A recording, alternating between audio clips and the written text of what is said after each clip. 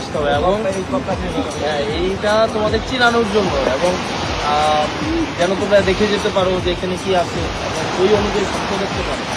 স্বপ্নটা যেন বিস্তৃত করতে পারো যে একটা সময় এই জায়গাগুলোতে তোমাদের আসতে হবে, তোমাদের দায়িত্ব নিতে হবে, তোমাদের হচ্ছে জাতির জন্য পলিসি মেক করতে হবে, এটা দায়িত্বটা তোমাদেরকেই নিতে হবে, তোমরা যেন চিনতে পারো এবং এখানে যে তোমাদের মতো মানুষই আসে এটা বোঝানোর জন্য হচ্ছে আজকে এখানে নিয়ে আসা।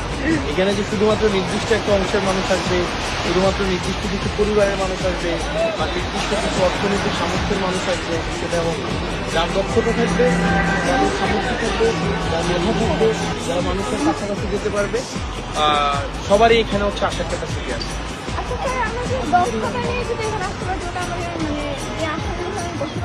হ্যাঁ, এইখানে যে আজকে তোমরা দেখে গেছো উপরে